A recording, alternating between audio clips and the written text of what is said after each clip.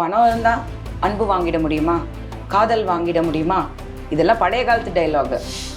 பணம் இருந்தால் மட்டும்தான் காதலையும் வாங்க முடியும். வாய்ப்புகள் வந்து தமிழ் நடிகர்களுக்கு ரொம்ப ரொம்ப லிமிட்டடாக தான் இருக்குது. முன்னாடி ஒரு படம் ஆரம்பித்து கொஞ்சம் ஃபேமிலி ப்ராப்பர்ட்டி இஷ்யூஸ் இருக்கிறனால அந்த படம் வந்து பாதியிலே தடையாயிடுது. இப்போ குழந்தை பிறந்ததுக்கப்புறம் கொஞ்சம் டைம் எனக்குமே மாறிச்சு. It wasn't very good. So அவனோட அந்த 7.5 ஏதோ பிறந்தான். அதுவும் அந்த அமெரிக்காவில் நான் சொல்கிறேன், அவர் ஒரு மெக்சிகன் டாக்டர். நான் சொல்கிறேன் இந்த மாதிரி எனக்கு இந்த டேட் இந்த time, I know you Indians have sentiments and all, but this is too much. அதுக்கப்புறம் தென் when it didn't work out few times, what happens is it becomes that relationship-ஏ வந்து ஒர்க் அவுட் ஆயிருந்தா நல்லா இருந்திருக்கும். Hello everyone, வணக்கம் and welcome to JFW Binge with me Deepshi Blessy. So இன்னைக்கு இருக்கிறவங்களை பற்றி நான் இன்ட்ரடியூஸ் பண்ணேன். இன்ட்ரடக்ஷனே எனக்கு வந்துட்டு ரொம்ப பெருசாக போயிட்டே இருக்கும். மிஸ் வனிதா விஜயகுமார், வணக்கம். வணக்கம் வணக்கம். எப்படி மேம் இருக்கீங்க? I am good good. Mixed emotions no, because that's what I wanted to ask. என்ன போயிட்டு இருக்கு மைண்டுக்குள்ள இப்போ? Always it is நம்ம வந்து ஒரு ஆக்டரா இருக்கும்போது every film is important and we promote. I generally go out of my way wholeheartedly, to all the producers and all the films. நான் வந்து personal promotions எல்லாமே நான் participate பண்ணுவேன் maximum. பட் அது வந்து நம்ம ப்ராடக்ட் இல்லை. ஸோ நம்ம வந்து responsibility to be there and do our best. But இங்கே வந்து இது நம்மளதே குழந்தை ஆக்சுவலி. ஸோ நான் என்னோட டெலிவரி தான் இது லிட்ரலாக.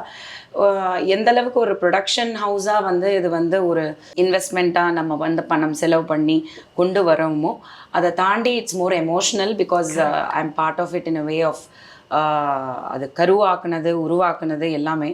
ஸோ ரொம்ப ரெஸ்பான்சிபிலிட்டி இருக்குது.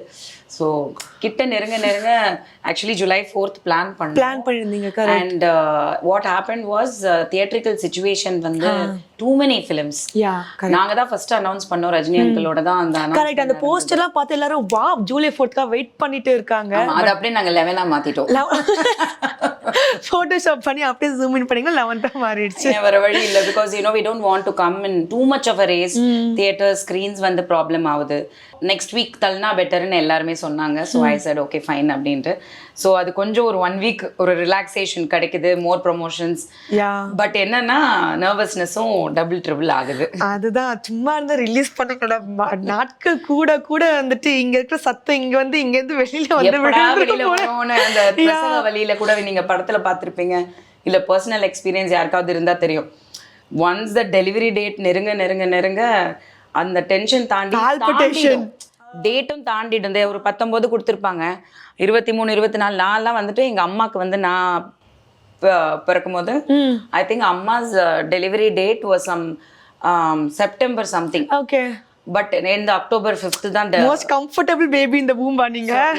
It's come to the point where அம்மா இஸ் லைக் நீ எப்போ வெளியில வருவேன். பட் சிசேரியனுக்கு போச்சு because I was a bigger baby that time caesarean.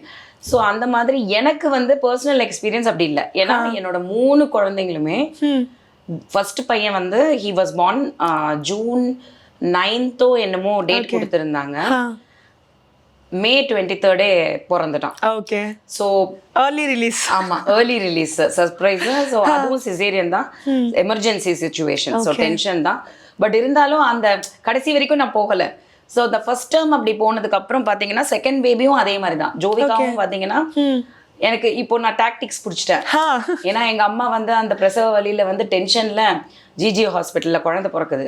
அவங்க வந்து அந்த குழந்தைக்கு ஹார்ட் ரேட்டு கூடுது, அம்மாவுக்கு இறங்குது, கொடி சுற்றிக்குச்சு, அந்த டென்ஷன் எல்லாம் போயிட்டு இருக்கிற டைமில் எங்கள் அம்மா கேலண்டரோடு உட்காந்துட்டு கிளாஸ் எடுத்துகிட்டு இருக்காங்க. இல்லை இப்போ வந்து அஷ்டமத்தில் சரி இருக்கு பையனுக்கு பிறக்க குழந்தைக்கு. Okay okay. So my mother was trying to push it for 24 hours and all. நான் கடுப்பாயிட்டேன். ஸோ அப்போ ஸ்ரீஹரி பட் அம்மா சொன்ன மாதிரி ப்ரெடிக்ட் பண்ண மாதிரி குழந்தை பிறந்ததுக்கு அப்புறம் கொஞ்சம் டைம் எனக்குமே மாறுச்சு. It wasn't very good. So அவனோட அந்த 7.5 ஏதோ பிறந்தான். ஸோ அது எனக்கு எஃபெக்ட் ஆகுது பர்சனலி அப்படின்லாம் சொன்னோன்னே நான் தெளிவாயிட்டேன் அடுத்த வாட்டி. சரி ஓகே, இப்போ எனக்கு தெரிஞ்சிடுச்சு நம்ம வந்து ஃபியூ வீக்ஸ் முன்னாடி எடுத்தா கூட வந்து பிரச்சனை இல்லை, எப்படியும் ஃபர்ஸ்ட் சிசேரியன் ஆயிட்டனால செகண்ட் வந்து நார்மல் டெலிவரி போறது வந்து ரிஸ்க் தான். ஓகே எதுக்கு ரிஸ்க் பிளஸ் வந்து எதுக்கு அந்த வழியெல்லாம் கட் பண்ணி அழகா ஒரு வாட்டி கட் பண்ணிட்டாங்க, கட் பண்ணி எடுத்துடலாம்னு சொல்லிட்டு நான் நல்ல ஜோசியர் எல்லாம் பார்த்து கரெக்டா அந்த நல்ல தேதி நட்சத்திரம், அதுவும் அந்த அமெரிக்கால நான் சொல்றேன், அவர் ஒரு மெக்சிகன் டாக்டர். நான் சொல்றேன் இந்த மாதிரி எனக்கு இந்த டேட் இந்த time, I know you Indians have sentiments and all, but this is too much. Oh God. You are telling me 3 weeks early. You don't tell me what I should do.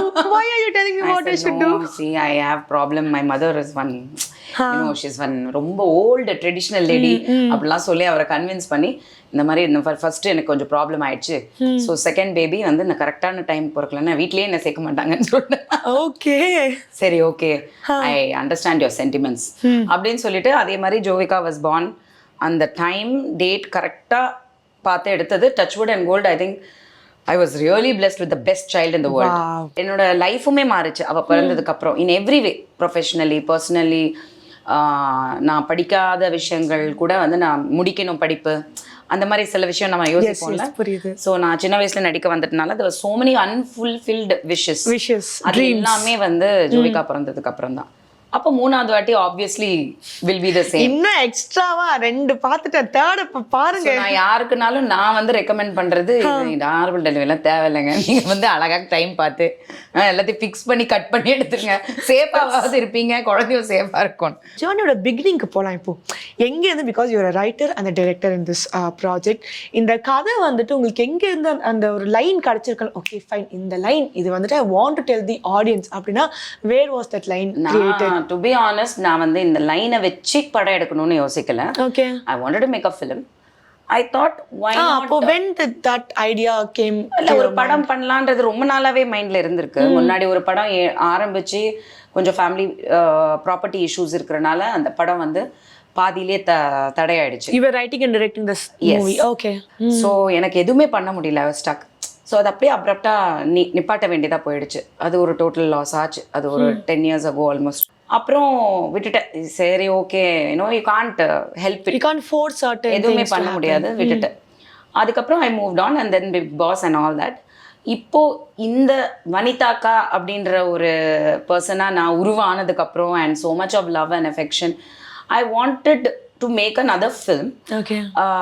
Me and Jovika நாங்கள் discuss பண்ணும்போது என்ன பண்ணலாம் next. ஏன்னா தமிழில் பார்த்தீங்கன்னா வாய்ப்புகள் வந்து தமிழ் நடிகர்களுக்கு, நடிகை நடிகர்கள் பொதுவாகவே எல்லாருக்குமே வந்து ரொம்ப ரொம்ப லிமிட்டடாக தான் இருக்கு. அதர் லாங்குவேஜஸ்க்கு கொடுக்குற முக்கியத்துவம் ஆக்டர்ஸ்க்கு தமிழ் நடிகர்களுக்கு கொடுக்கல. அது வந்து உண்மையா எல்லா நடிகர்களுமே ஒத்துப்பாங்க. Because there are so many talented actors, but opportunities are very less. Very true. pan India அப்படின்னு சொல்லி ஒரு பேர் வந்த உடனே இப்போ என்னன்னா எவ்வளோ பெரிய ஹீரோவா இருந்தாலும் சப்போர்ட்டிங்ல இருக்கிற எல்லாருமே வந்து பாப்புலரா ஒவ்வொரு ஸ்டேட்ஸ்ல இருந்து கன்னடாலயோ இல்ல மலையாளத்திலயோ அப்படிதான் வந்து அவங்க செலக்ட் பண்றாங்களே தவிர நடிகைகள் கூட ஹீரோயின்ஸ்க்கு கூட வந்து தமிழ்ல வந்து வாய்ப்புகள் கம்மி. தமிழர்கள், அதாவது தமிழ் பொண்ணுங்களுக்கு பேசிக்கா நாட் ஓன்லி லாங்குவேஜ் தமிழ். இப்போ many people like even Simran இருக்கட்டும், தேவயானி இருக்கட்டும், ஜோதிகா, அவங்கெல்லாம் வந்து வேற லாங்குவேஜ் பொண்ணு தான். பட் இங்க வந்து தமிழ்நாடே நம்பி இங்கே இருந்து நிறைய படங்கள் பண்ணவங்க. So I think of them as Tamil actors only. So அவங்களுக்குமே வந்து நடுவுல எல்லாம் வாய்ப்புகளே இல்லை. திடீர்னு தான் இப்போ ஒரு திரும்பி ஒரு boom after the went to Hindi. So அந்த ஹிந்தியோ அதர் லாங்குவேஜ் போகும்போது மட்டும்தான் அவங்களுக்கு அந்த பேன் இண்டியன் மார்க்கெட் கிடைக்குது. ஸோ தென் இதெல்லாம் யோசிக்கும் போது then I thought why not we make something for people around us also to create more just for the people who are around us and the mari. And also I am a very creative person. எனக்கு ஏதாவது பண்ணணும் அப்படின்னு நினைக்கும் போது சரி ஏதாவது கதை யோசிப்போம் அப்படின்ட்டு நானும் வந்து I generally watch other language films like American Hollywood films, Korean films, other language films. So நிறைய பார்த்துட்டு எனக்கு ஒரு வருத்தம் என்னைக்குமே இருந்திருக்கு. என்னன்னா actors like our favorite actors like Kamal Haasan, Rajini uncle, இந்த மாதிரி brilliant actors இவங்க எல்லாமே வந்து எல்லாருக்குமே ஒரு தனித்துவம் இருக்கு. பட் அவங்க பண்ற கதைகள் எல்லாமே பார்த்தீங்கன்னா ஒரு காலகட்டம் வரைக்கும் they used to do such Rajini அங்கிளுக்கு வந்து ஃபார் எக்ஸாம்பிள் தில்லு முள்ளு அந்த டைம் எல்லாம் ஐகானிக் மூவிஸா இருந்துச்சு. there are such diverse subjects that he has done. Yes. அந்த டைம்ல when he was not in superstardom. Yeah. Oh, okay. Get it? இந்த superstardom என்ன ஆயிடுதுன்னா it becomes ஒரு ஒரு ஒரு பாரம் ஆயிட்டு இதனால நிறைய மாஸ் வைக்க வேண்டியதா இருக்கு, கமர்ஷியலிசம் ஆஃப் ஃபைட்ஸ். அப்புறம் இப்போ வந்து அது வேற லெவலுக்கு போயிடுச்சு. சேம் கமல் சார், நான்லாம் கமல் சார் இது வந்து ஐ ஹவ் தாட் இந்த இங்கிலீஷில் ஒரு படம் இருக்குது டெர்மினல்னு ஒரு படம், டாம் ஹேங்க்ஸ். அந்த மாதிரி எவ்வளோ படங்கள் இந்த நாட் வந்து ரொம்ப சின்ன நாட்டாக இருக்கும், ஆனால் அந்த பெர்ஃபார்மன்ஸ்க்கு வந்து அவ்வளோ ஸ்கோப் இருக்கும். அவங்க ஏஜ் குரூப்புக்கு ரொம்ப நல்லா ஒர்க் அவுட் ஆகும். ஈவன் கமல் சார் வந்து பம்மல் கே சம்பந்தம் அந்த படங்கள்லாம் பண்ணிட்டு இருந்த டைம் இருக்குல்ல, அந்த even Panchathanthiram such very performance oriented மூவிஸா இருந்துச்சு. சிம்பிளா இருக்கும், ரொம்ப பிக் ஸ்கேல் இருக்காது. இப்ப இந்த பிக் ஸ்கேல்ன்ற பேர்ல கதைகளை தாண்டி வந்து பிரம்மாண்டம் சீக்வென்ஸ்க்கு வந்துட்டு கோடிக்கணக்குல செலவு பண்றது, ஆக்ஷன் எவ்ரிதிங். ஸோ அந்த கதைக்கு அந்த ஒரு ஒரு ஒரு ஒரு சின்ன படம் பார்த்தாலும் அது ஒரு கண்டென்ட் இருக்கணும். அப்படிதான் நான் எப்பவுமே ரொம்ப மிஸ் பண்ணுவேன், அந்த அவங்க எல்லாம் இப்படி பண்ணலாமே அப்படின்ட்டு. So I thought okay then let's do a film which has that middle age content. Okay. There's a lot of love stories எடுக்கலாம். ரொம்ப பிரம்மாண்டம் நம்ம எடுக்க போறது இல்ல. எனக்கு வந்து ஒரு ஆவரேஜா ஒரு ஒரு ஃபேமிலி பத்தி ஒன்று எடுக்கணும் அப்படின்னும் போது இது வந்து உருவாச்சு. Okay. I wanted to act. I was not planning to direct. அதுதான் இல்ல, நீங்க ஃபர்ஸ்ட் டைரக்ஷன் எழுதணும்னு சொல்லிட்டு ஆரம்பிச்சீங்க, எழுதின கதையில நீங்களே வந்துட்டு நடிக்கணும்னு சொல்லிட்டு எப்போ why did you make that choice? Because the characterization suit me very well, very importantly. ஒரு 40 yearsன்றது concept அப்படின்னும் போது I needed somebody similar to my age. Okay. And that characterization of Vidya suited me very well. Something எனக்கு கிடைக்காத ஒரு genre. Okay. So நான் explore பண்ணல. இந்த age குரூப்ல இப்போ நான் பண்ணேன்னா கண்டிப்பா அது வந்து எனக்கும் நம்மே ஒரு நல்ல ஒரு ரீச் இருக்கும், பார்க்குறவங்களுக்கும் நியூவா இருக்கும். Okay. அப்படிங்கிற ஒரு பட்சத்துல நானே பண்ணலாம் அப்படின்னு யோசிக்கும் போது தான் then it so happened ஒரு சஜஷனா Robert came into the picture. அந்த அருண்ங்கிற கேரக்டர். நம்ம காஸ்டிங் பத்தியே நான் தனியா ஒரு 30 நிமிஷத்துக்கு நான் பேசணும்னு நினைச்சேன். ஃபர்ஸ்ட் கதையை முடிக்கலனா casting is a very different topic for me. So அதனால then Robert came, then automatically அம்மா அப்பா என்னமோ எல்லாமே எனக்கு இமிடியேட்டா இருந்தவங்க. நான் ரொம்ப வருஷமா அவங்க டேலண்ட்டை வந்து நான் வேற மாதிரி ப்ரொஜெக்ட் பண்ணணும்னு நினைச்சிருக்கேன். ஏன்னா எனக்கு அவங்கள பர்சனலா தெரியும், அவங்களோட அந்த அவங்க என்ன பண்ணுவாங்க, அந்த காமெடி சிச்சுவேஷன் நீங்க பார்த்து வியந்தவங்க. அதனால எனக்கு அவங்களுக்கு ஒரு ரோல் கொடுக்கணும் அப்படி வந்து உருவானது தான் இது. டைரக்ஷன் நான் எதிர்பார்க்கல. It so happen that on the spot director வந்து திடீர்னு வேற வழி இல்லாம டைரக்டரா மாறினது தான் இந்த படத்துல நான் டைரக்டரா. ஸோ அது வந்து நான் பிளான் பண்ணல. ஸோ ஆக்டிங் ரைட்டிங் இது மட்டும் தான் நான் பிளான் பண்ணியிருந்தேன். Okay. And it all happened and suddenly I became forcefully I became the director. நீங்க பிகாஸ் சொன்ன மாதிரி அப்ப நீங்க பிளான் பண்ணது இனிஷியல் டேஸ்ல வந்துட்டு ரைட்டிங் அண்ட் ஆக்டிங் மட்டும்தான். பட் நான் என்ன நினைச்சேன்னா how was it for you on sets? Because ஒரு சீன்றப்போ director will do lot of work in getting the preparation done. உட்காந்துட்டு ஸ்கிரிப்டை படிச்சு இந்த ஆங்கிள் இந்த ஷார்ட் டிஓபி கிட்ட கோஆர்டினேட் பண்ணிட்டு ஆர்ட் டிபார்ட்மெண்ட்டோட கோஆர்டினேட் பண்ணிட்டு எல்லாத்தையும் பண்ணிட்டு செட் ஆனதுக்கப்புறம் கேமரா முன்னாடி போயிட்டு நடிச்சு எப்படி நீங்க வந்துட்டு ஹேண்டில் பண்ணீங்க நீங்க? I don't know. ஏன்னா என்னை சுற்றி இருக்கிறவங்களுக்கு பார்த்தீங்கன்னா இட் வாஸ் வெரி டிஃபிகல்ட். ஏன்னா எனக்கு மட்டும்தான் கனெக்ட் ஆக முடிஞ்சது what I want. Yeah correct. Robert வந்து டைரக்ஷன்லேருந்து விலகுனதுக்கு காரணமும் எனக்கு வந்து இருந்த கனெக்ட் வந்து ராபர்ட்டுக்கு வரல. இதில் he was having a different visual. So ஒரு ரைட்டருக்கு டைரக்டருக்கு மட்டும்தான் அந்த அவங்களே வந்து அந்த கதை இப்படி புரிஞ்சுக்கிட்டாங்கன்னா மட்டும்தான் அந்த விஷுவல் அப்படி கொண்டு வர முடியும், சேர்ந்து ஒன்னா புரிஞ்சுக்கணும் கதையை. இல்லைன்னா நான் ஒரு கதை சொல்லுவேன், ஆனா உங்களுக்கு வந்து உங்க மண்டையில ஓடுற விஷுவல் வந்து வேற ஒரு கலர்ல ஓடும். ஓகே, அது எனக்கு ஒத்துக்க முடியாதுன்னு வைங்களேன். அங்க வந்து ப்ராப்ளம். ஸோ இப்படிதான் வந்து ஓகே இல்லை உனக்கு ஆல்ரெடி நீ ஹாவ் எவ்ரிதிங், நீயே வந்து என்ன வந்து டைரக்ஷன் கேட்குற நீயே பண்ணுன்னு சொல்லி தான் நான் இறங்கினேன். இப்போ என்ன ஆயிடுச்சுன்னா டபுள் த ரெஸ்பான்சிபிலிட்டி. ஏன்னா நம்ம இன்னொருத்தட்ட வேலை வாங்குறது வேற, இது சரியில்லை இது வரலன்றது வேற. இப்போ நம்மளே அதை உருவாக்கணும்னு ஒண்ணு ஃப்ரீடம் இருந்தது. டெஃபினட்டா அது வந்து it gave me more freedom. Okay. But அங்க அப்ராட்ல வேற ஷூட்டிங் பண்ண, தாய்லாந்துல தான் ஃபுல்லா ஷூட்டிங் பண்ணோம் ஒரு 70% கிட்ட. ஸோ அங்க ஷூட்டிங் பண்ணும்போது எனக்கு வந்து ஃபெசிலிட்டிஸ் கம்மியா தான் இருந்தது. ஸோ நம்ம ரொம்ப பேர் கூட்டிட்டும் போக முடியாது.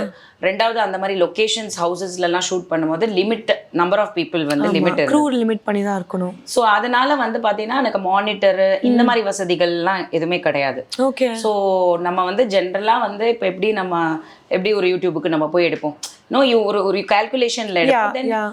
Old school method maybe we can say that. Old school method, because இப்போதான் இந்த மானிட்டர்லாம் வந்துருச்சு. அப்போல்லாம் நீ சொன்ன மாதிரி கரெக்ட்.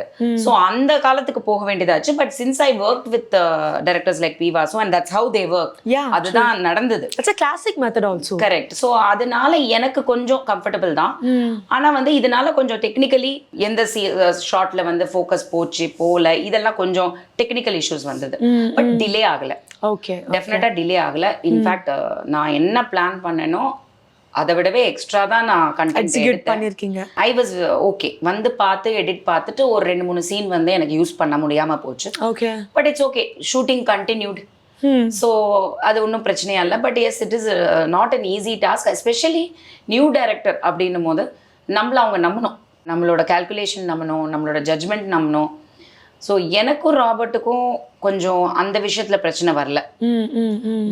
எங்களோட intimate scenes, husband and wife scenes வந்து ஒரு பியூட்டிஃபுல் ஹவுஸ், கோப்பங்கன்ல வந்து ஒரு வீடு, அது அப்படியே ஒரு எலிவேஷன். அண்ட் அது பார்த்தீங்கன்னா ஒரு 4th அந்த ஒரு வால் இல்லாமல் அது அவுட்டோர், அது ஓப்பன் ரூம் மாதிரி. அது இல்லை, அது 2 floor down and up. Swimming pool is just அந்த ஹால் இருக்கும், அப்படியே அங்கே ஒரு ஸ்விம்மிங் பூல் இருக்கும், அண்ட் தட் லவுஞ்ச் ஏரியாலாம் இருக்கும், அண்ட் ஓப்பன் டு இது ஃபுல் கார்டன். ஓகே. ஸோ ஒரு வாலே இல்லை, 4 வால் வேணும்ல ஒரு வீட்டுக்கு, இது ஓப்பன் செட் அந்த மாதிரி. ஸோ இட்ஸ் லைக் காத்தும் வரும். It's amazing beautiful house. So அந்த வீட்டில் நாங்கள் எடுத்தது எல்லாமே எனக்கு பிரச்சனை இல்லை. மல்டிபிள் ஆர்டிஸ்ட் வச்சு எடுக்கும்போது கொஞ்சம் டெஃபினட்டாக டிஃபிகல்ட்டாக இருந்தது. But somehow we manage. இல்லை, நீங்கள் பேசும்போது எல்லாம் நடந்து பார்த்து எப்படியோ மேனேஜ் பண்ணி முடிச்சுட்டேன். ரொம்ப கஷ்டம். அதுக்கப்புறம் வந்து இங்கே திரும்பி போட்டு பார்த்து அப்புறம் ஓகே இந்தியா போர்ஷன்ஸ் வந்து தனியாக எடுக்க வேண்டியிருந்தது செகண்ட் ஹாஃபில், அதை எடுத்தோம். அப்புறம் திரும்பி போட்டு பார்த்தோம். So it was a lot of trial and error. So எனக்கு அது சரின்னு படுற வரைக்கும் ஏதோ கம்மியாக இருக்குது, ஏதோ மிஸ்ஸிங்காக இருக்குது, இப்படி பண்ணலாம் அப்படி பண்ணலாம்னு சொல்லிட்டு நான் அப்போ பயங்கரமா ஐடியாஸ் வரும். எல்லாரும் என்ன சுத்தி திரும்பியும் ஷூட்டிங்கா மறுபடியும் இப்படி பண்ற. ஆனா இதுக்கும் நாங்க எடுத்தது வந்து 35 days தான் மொத்தமே எடுத்தோம் with songs. Okay. Okay. So it is a very great number.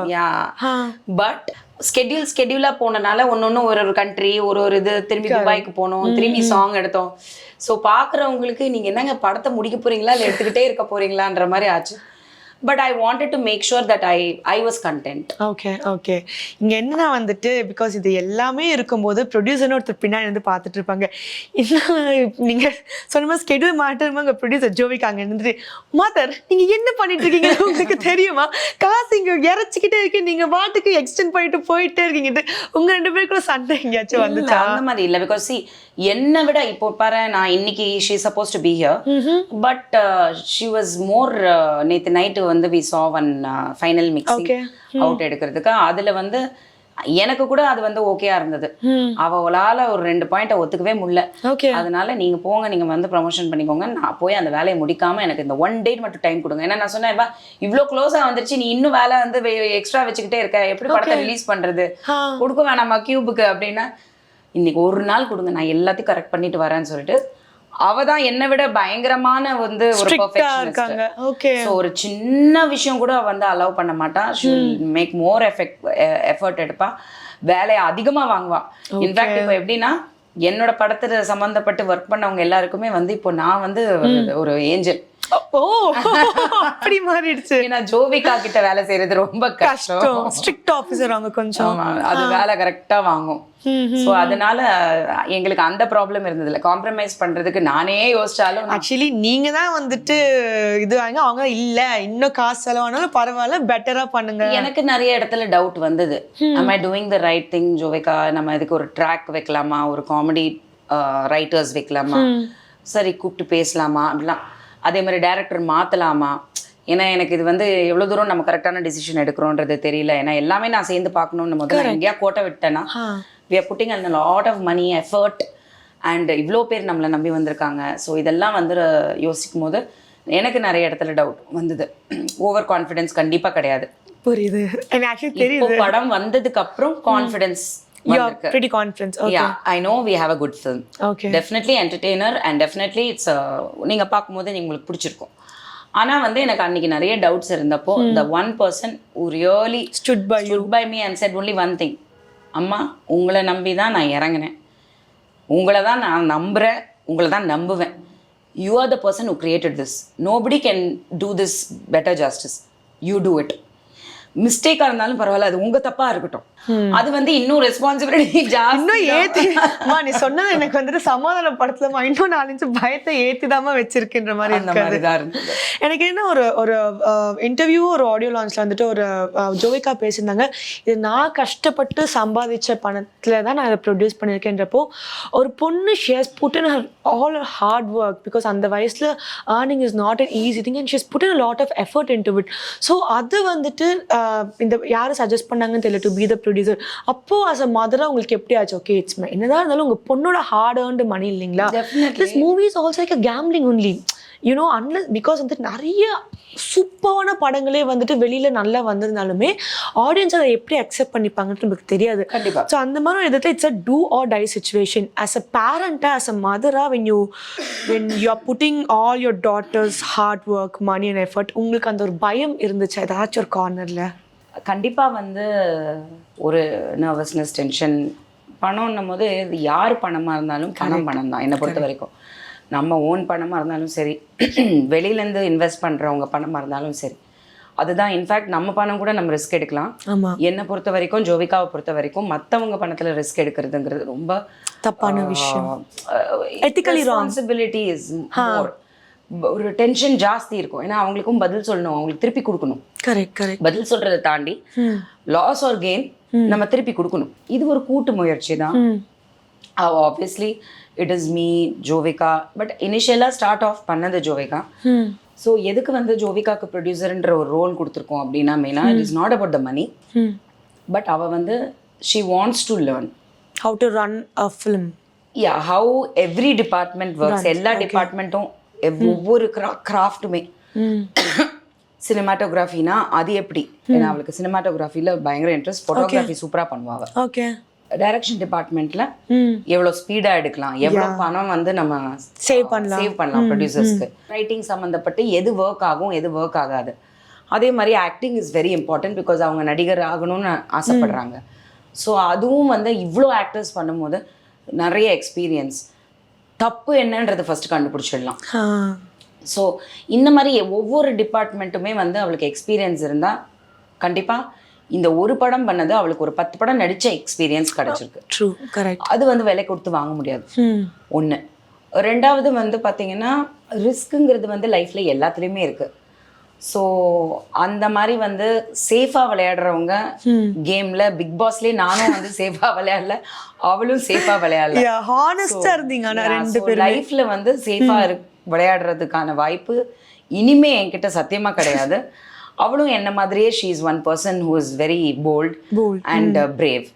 அவளை பொறுத்த வரைக்கும் என்னென்னா பணம் சம்பாரிச்சிடலாம், ஏன்னா நம்ம வந்து உழைக்க போகிறோம், வேலை செய்ய போகிறோம். ஸோ அவள் வந்து ஒரு வெளியிலேருந்து ஒரு கமிட்மெண்ட்டாக ஒரு கடனை வாங்கினா கூட அவள் இந்த படத்தில் நாங்கள் சம்பாரிச்சு கொடுத்துருவோன்றது சொன்னதை விட, நான் நடிக்க போகிறேன், நான் கண்டிப்பாக சம்பாதிப்பேன், கவலைப்படாதீங்க, உங்கள் பணத்தை நான் திருப்பி கொடுத்துருவேன். ஸோ அவள் மேலே வச்ச நம்பிக்கை வந்து அவளுக்கு இன்னும் ஜாஸ்தி. ஸோ எனக்கு அதெல்லாம் ரொம்ப பிடிச்சது. செகண்ட் வந்து அதை என்கரேஜ் பண்ணோன்னு தான் நான் நினச்சேன். ஏன்னா அந்த மாதிரி பெண்கள் இன்னைக்கு உலகத்தில் தேவை. ஸோ அப்படி ஒரு பொண்ணை வந்து நம்மளே வந்து அவளை பயமுறுத்தி அவ கான்ஃபிடன்ஸ் கண்ட்ரோல் பண்ணி ஒரு பாக்ஸ்க்குள்ள போட்டு வைக்க கூடாது. So let her grow wild, let's guide her and be a part of it அப்படிங்கிற ஒரு ஐடியா தான். பட் எஸ், ஒரு நாட் ஈஸி, பிக் ஜோக் கிடையாது, பிக் எஃபர்ட்டு. ஸோ கண்டிப்பாக வந்து தியேட்ரிக்கலி நம்ம வந்து ஒரு சக்ஸஸ் பார்க்கணும் வித் காட்ஸ் கிரேஸ் அண்ட் மக்களோட சப்போர்ட் என்றைக்குமே எனக்கும் இருந்திருக்கு, அவளுக்கும் இருக்குது. Let's hope for the best. Because கண்டிப்பாக நீங்கள் சொன்ன மாதிரி ஒரு விஷயம் சொல்லுவாங்கல்ல, ஹார்ட் ஒர்க் நெவர் ஃபெயில்ஸ் அப்படின்ட்டு. கண்டிப்பாக உங்களோட எல்லா ஹார்ட் ஒர்க் சூப்பரான ரிசல்ட் கொடுக்க போகுது.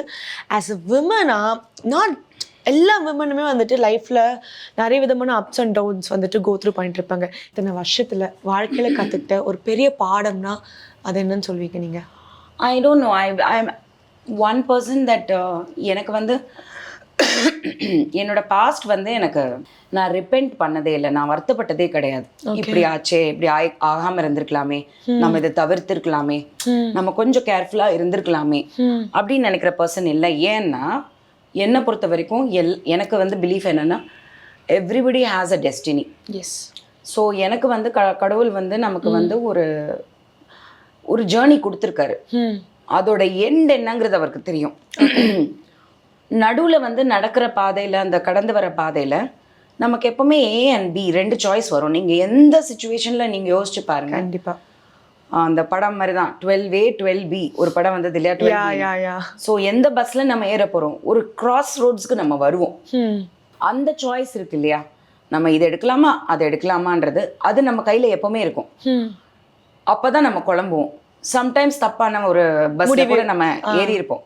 நான் அந்த மாதிரி ஏறி இறங்கி இவ்வளோ தூரம் வந்துட்டேன். So this is not the time to go back.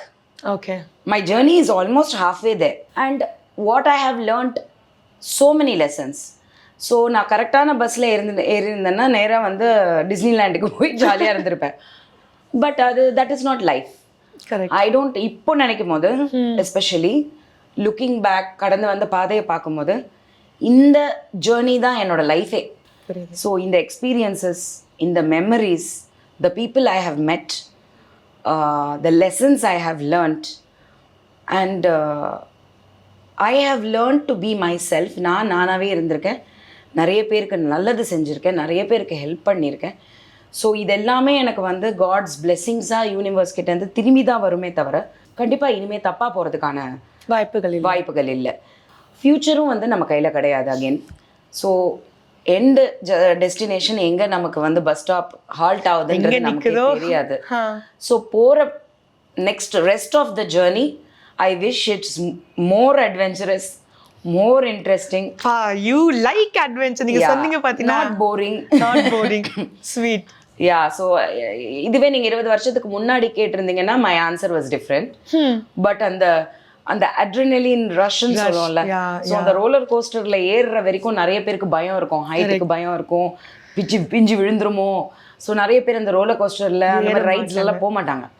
ஆனா ஒரு வாட்டி அவங்க ஏறிட்டாங்கன்னா மீண்டும் அதாவது அந்த you need that thrill. So அது வந்து என்னோட ஃப்ரெண்ட்ஸு, என்னோட சிஸ்டர் வீடு தான் இது, கசின் சிஸ்டர் வீடு. அவ சொல்லுவா, நானே போய் ஒரு ரிலேஷன்ஷிப்ல இருக்கும்போது ஏதாவது ட்ராமா வரும், அந்த ட்ராமால அவ சொல்லுவா, after so many years no she's seen me. அவ முந்தையாவது அட்வைஸ் பண்ணுவா, திட்டுவா, இது பண்ணலாமே அது பண்ண. இப்பெல்லாம் வந்து ஏதான ஒன்றுன்னா அவ வந்து அப்படியே பொறுமையா இருப்பான். வனி, உன்னால அந்த ரிஸ்க் எடுக்காம இருக்க முடியாது, உனக்கு வந்து அந்த டென்ஷன் வேணும், அந்த த்ரில் வேணும், உனக்கு எல்லாம் வந்து ஹாப்பியா இருந்து ஒரு ஸ்மூதா போச்சுன்னா உனக்கு போர் அடிச்சிடும், நீ கிளம்பிடுவ. Peace is not an option for Vanitha.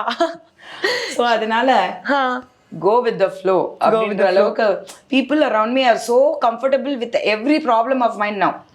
So nothing is not a surprise for them anymore. ஏதாச்சும் ஒரு பிரச்சனை வந்தா ஐ நோ மா, நீ ஹேண்டில் பண்ணுவமா, சில். இப்போ ஒரே ஒரு சர்ப்ரைஸ் என்னன்னா, ரொம்ப நாளா ஒரு பிரச்சனையும் இல்லையே, லைஃப் ரொம்ப நிம்மதியா போயிட்டு இருக்கு, என்ன நடந்துகிட்டு இருக்கு. அதுக்கு தான் நான் வந்து திரும்பி வந்து ஒரு ரிலேஷன்ஷிப் எடுத்து திரும்பி மாட்டி சாவறதுக்கு பதிலா ஒரு படத்தை எடுத்து நான் நிம்மதியா அதுல எக்ஸ்பீரியன்ஸ் வாழ்ந்துட்டு கத்துக்கிறேன்ற மாதிரி சொல்றீங்க. ஆஸ் அன் இண்டிபெண்டன்ட் இண்டிவிஜுவல் விமனா நீங்க வந்துட்டு உங்க லைஃப்ல what is independence according to you? I think any successful woman who has dealt with life or who is successful also சொல்லக்கூடிய ஒரு விஷயம் கண்டிப்பா ஃபினான்ஷியல் ஃப்ரீடம் தான். ஒரு பெண்ணுக்கு வந்து financial freedom is the most important thing and the only thing that can give her independence. வேற எதுவுமே வந்து நமக்கு வந்து இண்டிபெண்டன்ஸ் கொடுக்காது. ஃபினான்ஷியல் ஃப்ரீடம் அப்படின்னு நான் சொல்லும் போது it is a few things. நம்ம ஃபர்ஸ்ட் வந்து யோசிக்க தேவை இருக்கக்கூடாது சின்ன விஷயங்களுக்கு. ஒரு சின்ன விஷயத்துக்கு கவலைப்படக்கூடாதுங்கிறீங்க ஃபினான்ஷியலி. ஸோ நம்ம இப்போ எல்லாருமே சம்பாதிக்கிறோன்னே வச்சுப்போம். ஒரு லிமிட்டடாக சம்பாதிக்கும் போது ஒரு ரொம்ப கம்மியாக நம்ம சம்பாதிக்கும் போது எல்லாமே நம்ம யோசிப்போம். ஒரு பொருள் வாங்குறதுக்கு யோசிப்போம். நான் சொல்றது பேசிக் நீட்ஸ். கரெக்ட். ஓகே, நம்ம ஃபார் எக்ஸாம்பிள் சொல்கிறேனே, நமக்கு ஒரு ட்ரெஸ் பிடிச்சிருக்கோம், ஒரு கடைக்கு போவோம், நம்ம கால்குலேட் பண்ணுவோம், ஐயோ இது என்னடா 4000 ட்ரெஸ் போட்டுருக்காங்க, வாங்கினா மளிகை சாமான் வாங்குறதுக்கு காசு இருக்குமா, மிச்சம் இருக்குமா, calculate. That is not financial freedom. Okay. அதே மாதிரி நிறைய சம்பாதிப்போம், ஆனா நம்மள கண்ட்ரோல் பண்றதுக்கு யாராவது இருப்பாங்க. நீ ஏன் இதை பண்ற, நீ அது பண்ணாத. நம்மளோட ஃபினான்சஸ் அவங்க கண்ட்ரோல் பண்ண. Maybe mother, maybe husband, brother. நிறைய சினிமா ஆர்டிஸ்ட்க்கு நடந்தது வந்து ஃபேமிலியில பிரதர் இந்த மாதிரி தான். ஸோ அவங்க பணத்தையும் அவங்க இழந்திருக்காங்க, சம்பாரிச்ச பிரயோஜனமே இல்லாம அவங்க நடு ரோட்ல நின்னதையும் நாங்க பார்த்துருக்கோம். So if a woman can be self மேட்ல வந்து கேர்ஃபுல்லா ஃபினான்ஷியலி அவங்க ஸ்ட்ராங்காக ஆயிட்டாங்கன்னா அவங்களோட எக்ஸ்பெக்டேஷன்ஸ்க்கு எல்லாருமே கோடிக்கணக்கில் சம்பாதிக்க முடியாது. அது ஆயிரக்கணக்கில் இருந்தாலும் ஃபினான்ஷியல் ஃப்ரீடம் இருந்துச்சுன்னா அதை விட அவங்களால வேற எதுவுமே தேவையில்லை. இன்னைக்கு எப்படி ஆயிடுச்சுன்னா நிறைய பேர், நானே ஒரு எக்ஸாம்பிள், நான்லாம் வந்து முட்டாளாக தான் இருந்திருக்கேன். நிறைய பெண்கள் இன்னைக்கு பார்க்கும்போது, இண்டஸ்ட்ரியிலையும் பார்க்கும்போது, பணம் இருந்தால் எதை வேணா வாங்கலான்றதை ப்ரூவ் பண்ணுறாங்க. Seriously they're able to buy anything. It is very nice to say, oh பணம் இருந்தால் அன்பு வாங்கிட முடியுமா, காதல் வாங்கிட முடியுமா. இதெல்லாம் பழைய காலத்து டைலாக். பணம் இருந்தா மட்டும்தான் காதலியும் வாங்க முடியும். கரெக்ட். things are changing. இப்போ மாறிட்டே வருது. Because you know no one wants a loser. Yeah. Even the man doesn't want a woman who is fully dependent on him. Correct. அவளும் வந்து ஒரு 10 ரூபாய் சம்பாரிச்சு அவ கையில ஒரு 10 ரூபாய், it feels nice for us to buy something for that man and give. So he'll feel obligated. ஏன்னா நமக்கு ஒரு விஷயம் நீ வந்து இவ்வளவு சிரமப்பட்டு எனக்கு வாங்கி கொடுக்கும்போது எனக்கு அதுக்கு டபுளா பண்ணணும், அந்த கிவ் அண்ட் டேக் இருக்கும். இல்லைன்னா ஒரு அவங்க பாக்குறதே என்ன ஆயிடுதுன்னா ஒரு காலகட்டத்துக்கு மேலே கோல்ட் டிகரு, பிளட் சக்கிங்கு, பணத்தை எல்லாம் புடுங்குறாங்க. நானும் வேலைக்கு போயிருந்தேன்னா, நானும் சம்பாரிச்சிருந்தேன்னா நானும் செலவு பண்ணிருப்பேன். பட் நான் அந்த நேரத்துல ஃபேமிலி சூஸ் பண்ணி ஒரு ஹோம் மேக்கர் ஆகணும்னு நான் சாக்ரிஃபைஸ் தான் பண்ணியிருக்கேன். ஏன்னா நீங்க வேலைக்கு நிம்மதியா போறதுக்கு, குழந்தைங்களை பாத்துக்கிறதுக்கும், வீடு பாத்துக்கிறதுக்கும், ஃபினான்சஸ பாத்துக்கிறதுக்கும் ஒரு மேனேஜரும், ஒரு மேடு, ஒரு housekeeper, all in all அழகுராணி மாதிரி ஒருத்தங்க தேவை. ஆனா அவங்களுக்கு அது ஒரு காலகட்டத்துக்கு அப்புறம் என்னதான் லவ் இருந்தாலும் மணி சேஞ்சஸ் எவ்ரிதிங். ஸோ ஒரு உமனுக்கு financial freedom very important. Correct. நீங்க சொன்ன மாதிரி மேட்ரிமோனி லைஃப்ல வந்துட்டு பொண்ணு தேடும்போது எப்படி தெரியுமா தேடுறாங்க, looking for financially independent self mat women. Like good பா, அப்படிதான் போயிட்டு இருக்கு. அஃப்ரிசோடியக். இப்போ ஒரு ஆம்பளை வந்து ஒரு வேலைக்கு போறாரு, சம்பாதிக்கிறாங்க அப்படின்றது வந்து நிறைய விமனுக்கு it's a turn on. It is very, அதுதான் manliness. True. Okay, being an alpha male. Absolutely. விமெனுக்குமே மென்னுக்குமே விமன் மேல அது இருக்கு. ஒரு பொண்ணு வந்து வேலைக்கு போறா, சம்பாதிக்கிறா, ஒரு பவர்ஃபுல் பொசிஷன்ல இருக்கா அப்படிங்கிறது, they are appreciating that. So the generations are changing. Correct. Some men don't prefer it, it's choice. But நம்ம அட்லீஸ்ட் வந்து ஒருத்தரை மீட் பண்ணி அப்ப செட்டில் ஆகிறதுக்கு அப்புறம் நம்ம எதை வேணா பண்ணிக்கலாம். அது வரைக்குமே நம்ம பணம் சேர்த்து at least if you have a bank balance, you have something in your name, ஒரு இன்கம் வர மாதிரி பண்ணிக்கிட்டோம்னா நாளைக்கு நம்ம சம்பாதிக்கலன்னா கூட நமக்கு ஒரு வருமானம் வரும், நமக்குன்னு ஒரு பேங்க் பேலன்ஸ் இருக்கும். கரெக்ட். அதுதான் நிறைய பேர் பண்ணாம விட்டுடுறாங்க. நான்லாம் அப்படி பண்ணியிருக்கேன், பண்ணாம விட்டுட்டேன். But now I tell my daughters that and every other girl outside, that is what I will tell. Be financially independent. அதான் நான் அடுத்த ஒரு கேள்வி கேட்கலாம்னு நினைச்சேன், அதுக்கும் ஏதாவது பதிலாக இருக்கும்னு நினைக்கிறேன். ஸோ இப்போ ஒரு maybe girl who is in a 20s or you know உங்கள் பொண்ணு வயசில் இருக்கிறவங்களும் அவங்களுக்குலாம் நீங்கள் ஒரு அட்வைஸ் கொடுக்கணும்னா என்ன மாதிரி ஒரு அட்வைஸ் கொடுப்பீங்க நீங்கள்? To be in this world. Don't settle early. I mean marriage wise. Don't settle early. You have to focus. எல்லாருமே வந்து தொழில் ரொம்ப முக்கியம். அது என்ன ஜாபாக இருந்தாலும் சரி, ஸ்டடி பண்ணிட்டு நல்ல ஒரு come up in your job. So நீங்கள் உங்கள் கார்பரேட்டில் இருந்தாலும் சரி, எந்த இண்டஸ்ட்ரியில் இருந்தாலும் சரி, நீங்கள் அப் த லேடர் வாங்க, ஒரு படியாக ஏறி வாங்க, ஒரு நல்ல ஒரு பொசிஷனுக்கு வாங்க. கஷ்டத்தை பார்த்து வளரணுங்கிறீங்க? இல்லை, கஷ்டத்தை பார்க்கறது இல்லை. You come to that position where you have control, you have money, you have everything by yourself. So அது வரைக்கும் don't settle, don't commit is okay. Rush பண்ணி ஒரு ரிலேஷன்ஷிப்ல போயிட்டு திரும்பி குழந்தை, அது வந்து take that decision later. There is time, you know, because எல்லாருக்குமே அது நிறைய பேருக்கு வந்து அந்த சீக்கிரமா கல்யாணம் பண்ணிக்கணும், love of the life, soulmate, இதெல்லாம் வந்து இந்த வேர்ட்ஸ் எல்லாம் அந்த காலத்துல இருந்துச்சு. இப்பதான் என்னென்னமோ சொல்றாங்க ஜென்சி வேர்ட்ஸ்ன்னு சொல்லிட்டு வெரி அது ஒண்ணுமே புரியல எனக்கு. பட் அந்த காலத்துல இதெல்லாம் இருந்தது. ஜென்சிஸ்க்கே அந்த வேர்ட்ஸ்லாம் புரிய மாட்டேங்குது மேம். அவங்களே அந்த வேர்ட்ஸை எதுக்கு யூஸ் பண்றாங்கன்னு தெரியாம தான் இப்போ வரைக்கும் யூஸ் யார் அதை பண்ணிட்டு இருக்காங்க. கண்டுபிடிக்கிறாங்கன்னு தெரியல. யா So இதெல்லாம் வந்து ஒரு மார்க்கெட்டிங், அவ்வளவுதான்.